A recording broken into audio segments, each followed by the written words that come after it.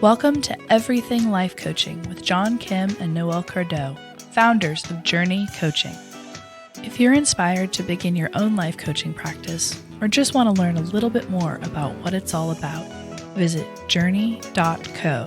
That's jrni.co. Hi guys, on this episode, we're going to talk about how to get footing after a major setback, how to get traction. This is actually one of my favorite topics. Noelle, good morning. Hello, good morning. How are you?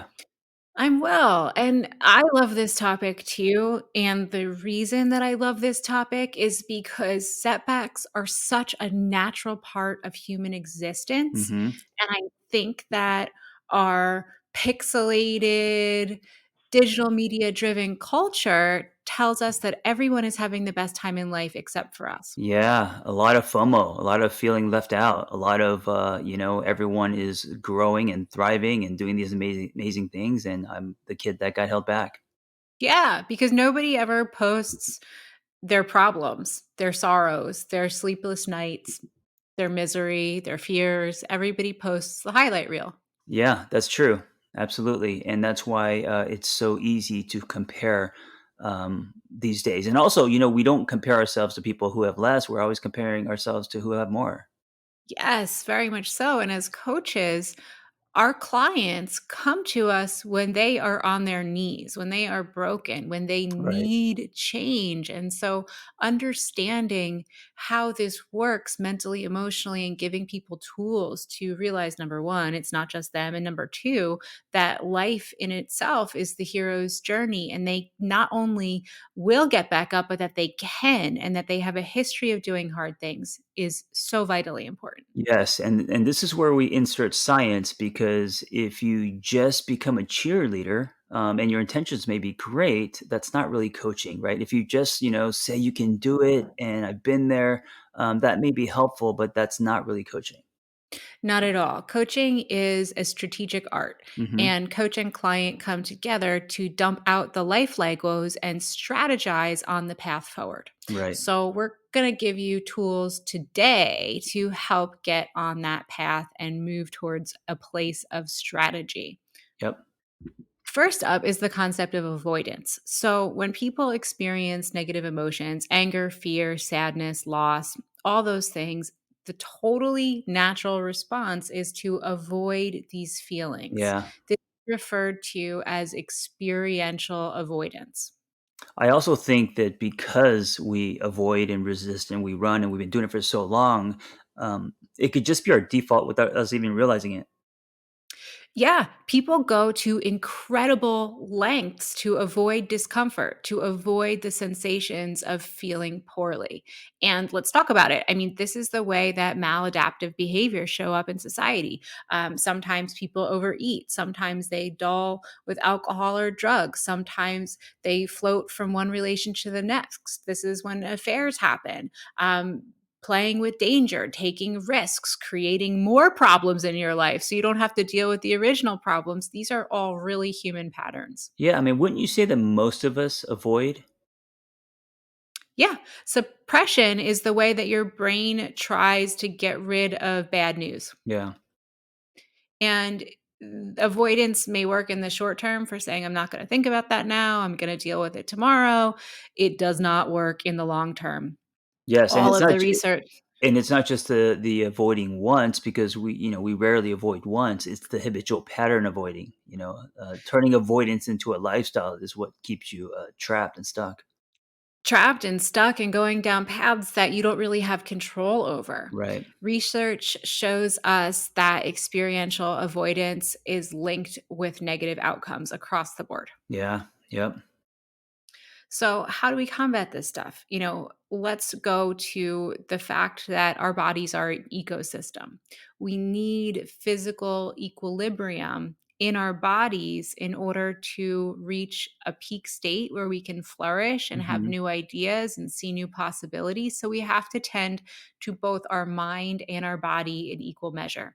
And this is actually what gets me really excited. I used to just think a lot, and I think that's why I was just so disconnected with myself. And one of my biggest findings just in life in general is that connection to your body. What we're talking about right now, right? The feeling of it, not just thinking.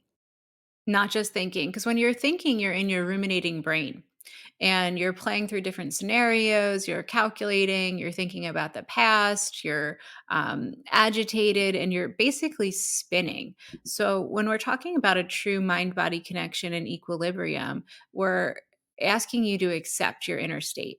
And Hmm. rather than avoid yourself, we're asking you to engage with whatever adverse state you're experiencing. So, when negative emotions are strong, it can be very difficult to accept them, to accept their existence.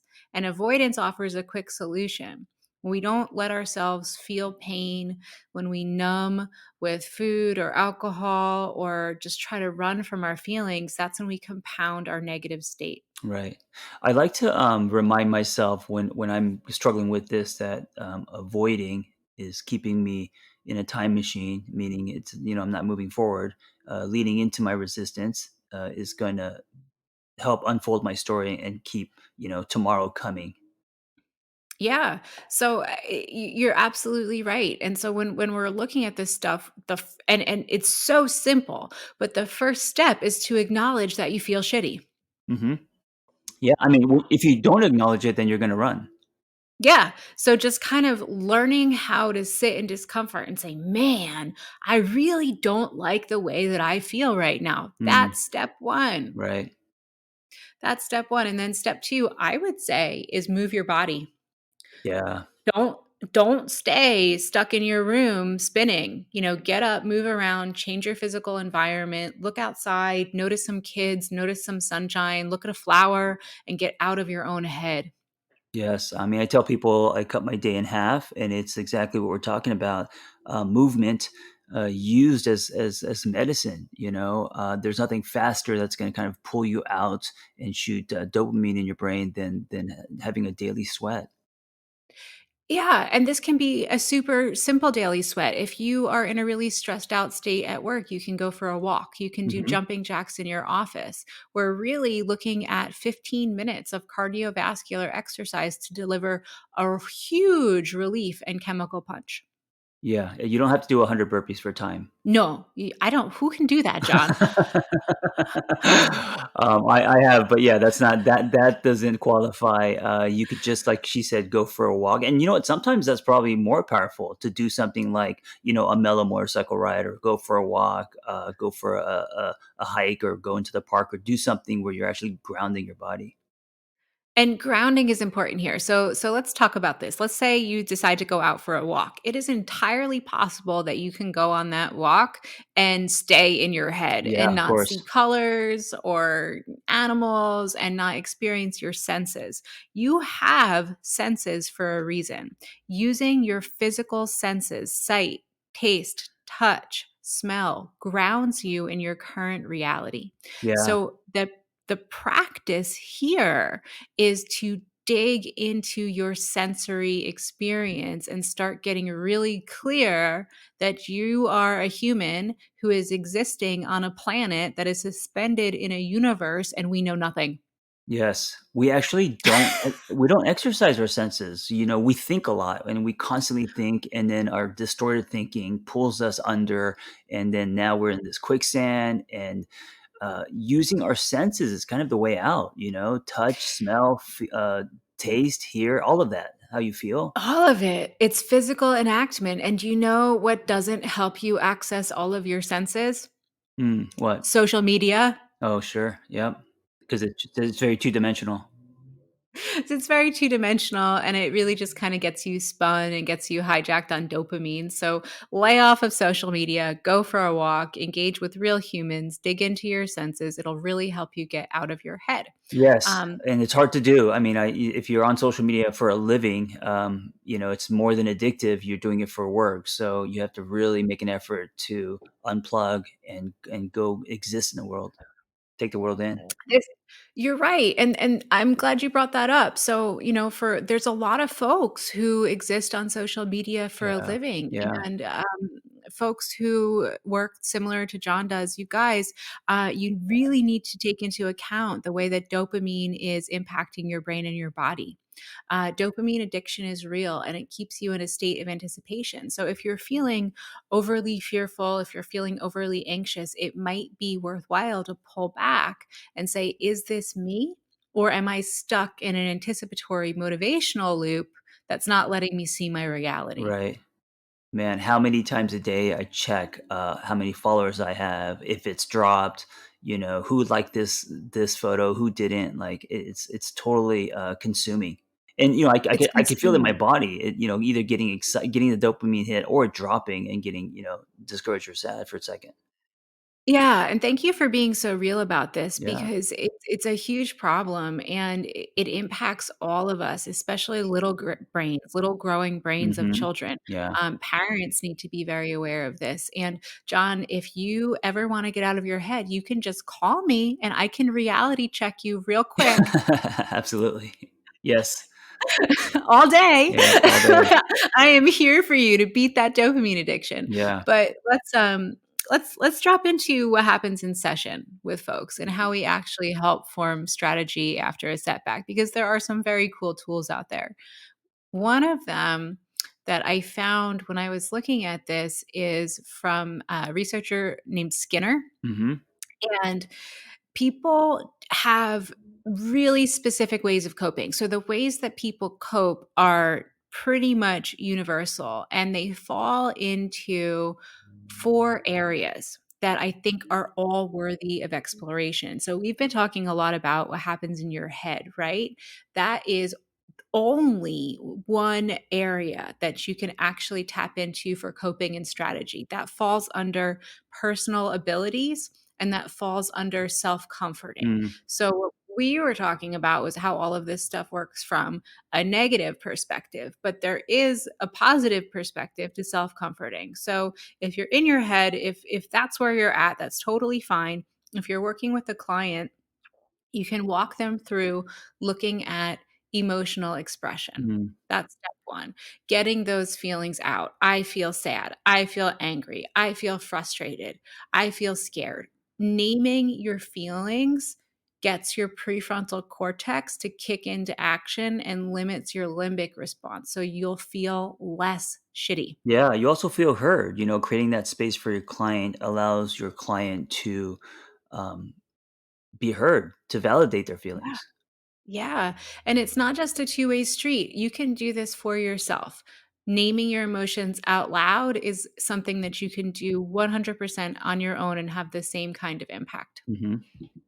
Another one is something that's uncomfortable to look at, but as coaches, we're not here to make people comfortable. We're here to help them grow and change. And it's really looking at their behavior and self regulation and the way that coping mechanisms might be coming into the play where they need to kind of think about how they're self soothing and choose new ways to do Right. that.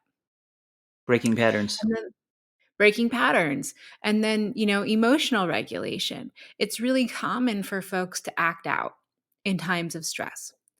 So, a trick here is it is physically impossible to have a positive thought and a negative thought at the same time. Mhm.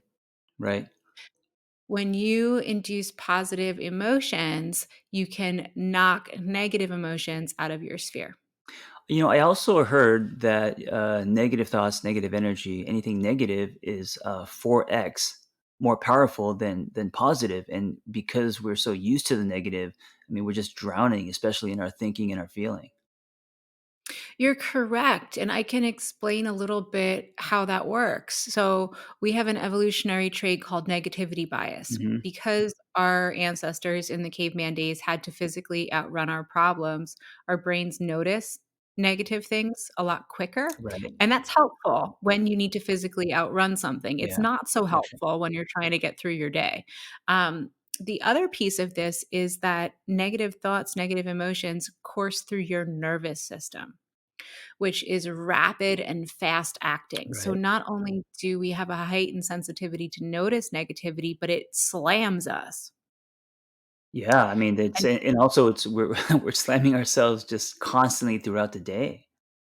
constantly throughout the day. And positive emotions are a lot more subtle and pulsing. That Right. uses our endocrine system. So positive emotions are often more plentiful, but we have to work harder to notice them, maintain them, and induce them. Life would be so much better if it was flipped. It would be. It Right. would be. But I think if everyone listens to this podcast and does this work, we can get there. Yeah. Evolutionary. We'll flip humanity together, Right, right? right. So, once you get a handle on your emotional regulation and you start inducing positive emotions to replace negative ones, positive thoughts to replace negative thoughts, that's when you can really move into action because those positive thoughts have a broadening effect. This is research that's been done by Barbara Fredrickson. Mhm. When you broaden your thought repertoire with positive emotions, you're better at problem solving. Mm. And John, you will be excited to learn that when you broaden with positive emotions, you also increase your physical capability and your coordination. Oh, sure. I mean, I didn't know that, but, I could definitely see how because I've experienced, whether I'm, in the box or, when I was used to do these local competitions, if I was positive, if my day was good, if I went into it with certainty and gratitude, I always performed better than going into it with fear and just negativity that I had to be there. Yeah, Yeah, yeah, 100%. And it's great to be able to really think back and look at your life and tie your memories to what we're telling you so that you kind of prove it to yourself. right, right. So, next up, we're moving into action. So, every human has the capacity for problem solving. And this falls into two categories. You can strategize and plan, and you can seek information. And when we're looking at this, these are assets that are readily available to us. So, as a coach, what we want to be doing is talking to our clients and saying, hey, what are all of the different ways that you have to seek information? Mm. Some suggestions that you can make are reading, observing, talking to others, and these are really truly durable social resources, talking to others. What do you see in your coaching land as the best places where people can really seek information to learn? I was going to say podcasts, and if you're listening to this, you know what we're talking about. Podcasting is the new radio, and there's just endless podcasts on anything you want to learn about, and it's also something you can do while you're doing the dishes or going on a walk. I think audio is the next big way, just the way that we're going to learn these days. Yeah. And so the value here is that we're putting facts over feelings. And this Mhm. is something I say all the time is this a feeling or is this a fact? Because Right. when things have gone wrong, we're stuck with these yicky feelings. But when we start problem solving, when we start information seeking, we're actually soothing our nervous system because we're taking control. And up next is the point where we really get clear once we do the strategizing, once we do the information seeking, we're looking at our available options. What can we do? We can surrender, we can reframe, we can prioritize, we can look at our whole lives and see, all right, what's the thing I have to do first? Yeah, I love this because the word options is very empowering. I think a lot of people don't do anything because they don't feel like they have options. Correct. This is where a technique like a balance wheel would come in handy in coaching. So, guys, a balance wheel is you basically draw a circle on a piece of paper and you turn it into a pizza with 8 slices. And you have your client write all of the different areas of life that are very important to them in the different slices. It could be finances, it could be social life, friendships, Mhm. romantic life, home environment, job, finances, spirituality, fun, travel. Whatever is important to your client goes in a slice. And this helps people see that, yes, there might be a setback in one area, but they actually have a whole full life to draw from when they're sourcing their priorities. I love that you said this because when I'm working with clients, and a lot of clients come to me because mostly relationships and breakups, or because they hate their careers, and that's all valid, but those are just one pie slices. They're not. It's not your whole entire life. And one of the things I do is I make them see that there's more to life than just your romantic relationship or just work. Yeah, we are whole complex individuals, and taking a look at the whole wheel is vitally important for moving forward. Right. Right. And then the final piece of this equation is something that you and I talk about a lot, but I think that everybody out there needs to talk about more, and that are social resources. Hmm. Other people matter. Other people matter. Having good, durable social connections is the number one indicator of well being. And that means that you can take a hit when you experience stress. Yeah, and then, most people when they have a major setback, they isolate. Yeah, and that's natural to feel like it's only you, Right. that you're the only one. So when you can look at your social resources and push out into the world, you actually have to tell other people that you're struggling. So that Hmm. requires bravery. But this is also why the coaching relationship is so very vital, because as coaches, we create a safe space for people to come to us and talk about things that they don't want to share with Right. anybody else. I Right. hear a lot of that stuff Yeah. on a regular basis. And I also want to remind you as coaches, part of the traction is that human exchange. It's not necessarily answers. Right. So when we're looking at our social resources and we're looking for that exchange, what you get in return and what you can remind your clients of is they get comfort, they get contacts, they get actual real aid and support, and don't discount the spiritual support Oh that you can yeah. receive from other people, just really truly having somebody being there with you. Yeah, I love that. And that whole spiritual support also gets you to pull back and see the greater, and it makes your problems a lot smaller. Very much so. Very much so. So I want to close out with Mhm. some really beautiful work by Kristen Neff, which is self compassion through suffering. Mm, And it's really understanding that all of humanity suffers. And whenever we experience a setback, we can reflect that we're sharing in the common experience of human existence. So, step one, this is a moment of suffering. Just say to yourself, this is a moment of suffering. right. And that's mindfulness right there. So other options includes, this hurts, or ow, this hurts. It's acceptance. Acceptance. And then step two is suffering is a part of life. Right. This is common for humanity. So other things that you might say are other people feel this way.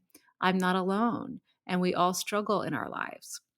And next, and John, I want you to do this at home. Put your hand over your heart Okay. and feel the warmth of your hands and the way that you're actually touching your chest. And know that you can soothe yourself. May you be kind to yourself. Mm. May you give yourself the compassion that you need. May you forgive yourself. May you be strong, and may you be patient. I don't know anyone who does this, but they should, because just the act of putting your hand over your heart and saying these powerful words is, I mean, you could literally feel the soothing energy, Like, I think if I did this long enough, I would start to cry. Yeah, yeah, it's an incredibly powerful exercise. Kristen Neff is one of my favorites, for using this work, and, thank you for joining me in it. Yeah, thank you for this important conversation. And guys, if anything, and I love that we ended on this, um, be kinder to yourself. Yes, All right, you guys, matter. you matter. Absolutely. Be well. Be well. Ready to cut through the BS of becoming a coach? Snag John and Noelle's 6-step guide to becoming a life coach at journey.co/everything. That's JRNI.co/everything. If what you've heard here today speaks to you and you want to learn a little bit more about becoming a coach, visit journey.co, JRNI.co. We've graduated nearly 1,000 coaches and offer vibrant community, strong lifetime support, and world-class coaching education. We're fully ICF accredited, and look forward to watching how you use coaching to make a bigger impact in the world around you.